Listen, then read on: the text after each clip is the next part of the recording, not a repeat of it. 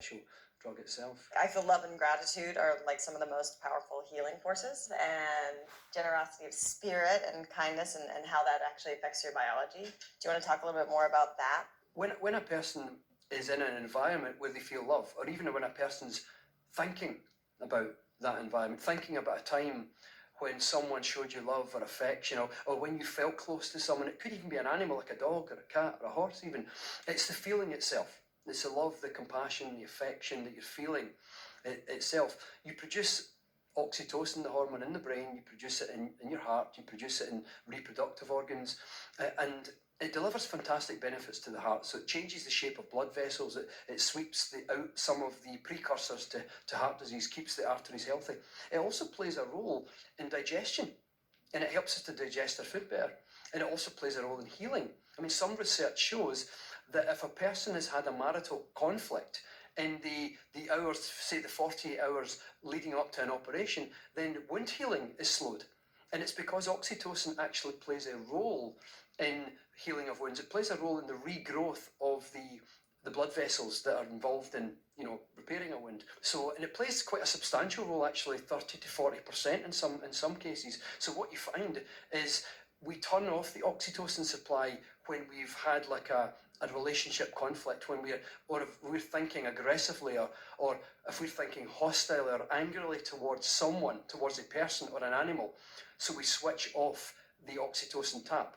So without that oxytocin required to protect the cardiovascular system, to help us to digest our food better, it also slows down the healing process as well. So healing can be accelerated, so to speak, when we are thinking of love, compassion, gratitude, affection, kindness, generosity of spirit. So love itself is the most wonderful, beautifully healing thing. And I love that science is now showing biologically what some of these effects actually are. I think of self-love as an inner sense of worthiness and value.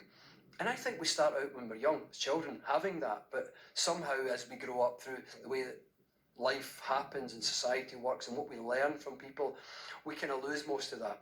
And we lose that inner sense of worthiness and value. We spend half our lives trying to get it back again. But one of the great insights in the brain and body connection is that you wear how you feel on your body. So when you feel happy, you don't say, I feel happy. What does that to do with my face? Oh, yeah, I smile.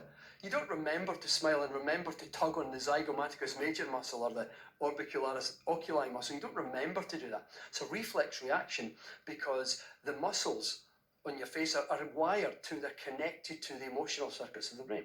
Similarly, if you feel stressed or angry, you don't say, what do I do in my face again? Oh, I better do that and crease the corrugator superciliary muscle and tighten my jaw and tighten my shoulders. You don't remember to do that. It's a reflex reaction because the muscles are connected to the emotional circuitry. By that connection, you literally wear how you feel all over your face, all over your body.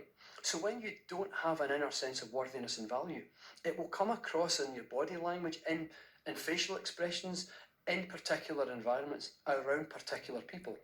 And over time, as we hold our bodies in particular ways, we literally wire the circuits of the brain. And so we literally wire in body language that says, I'm not good enough or I'm not enough. And we literally wire that in. So a fantastic tool for wiring in an inner sense of worthiness and value is decide, what would my body be doing if I had this inner sense of worthiness and value? If I completely know that I am enough, well, my shoulders would be dropped, my back would be straight, shoulders dropped, my head would be up, I would smile, my facial muscles would be relaxed, I'd breathe comfortably. And the key is to practice doing that relentlessly, every day.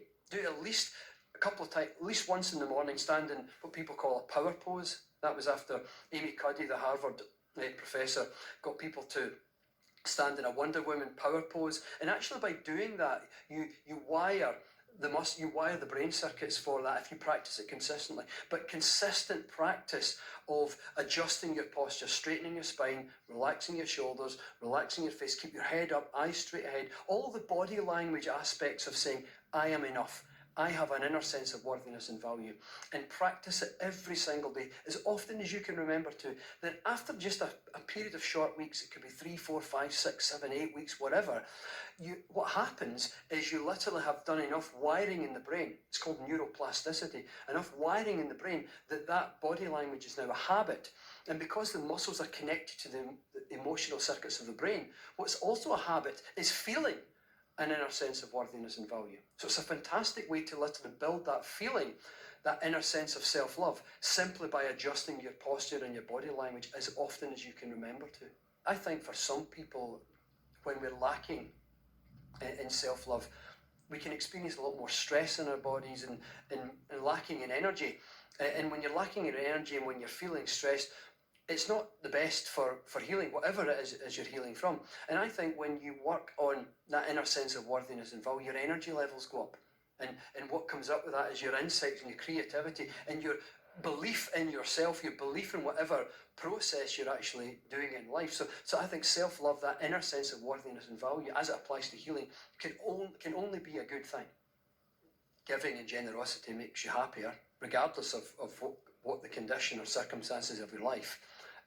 Giving, helping people, being kind, actually scientific studies show it does actually make us happier. Also makes us healthier in our bodies as well. For the heart, the immune system. There's an argument to say even that kindness itself slows the aging process, because kindness and compassion is an anti-inflammatory. There's research on that shows that compassion itself is an anti-inflammatory. Because compassion is an aspect of kindness, you can actually say that kindness itself is an anti-inflammatory. Inflammation drives the aging process to a degree. So you can actually say ultimately that kindness and compassion slow the aging process. I've been practicing it for 91 years. I just dye my hair white, grate the sides to make myself look my age. You're so funny. I think I've spoiled it, haven't I? But you can cut that, can't you? You can cut that. It's funny. Let's talk about visualization. I love visualization. I think it's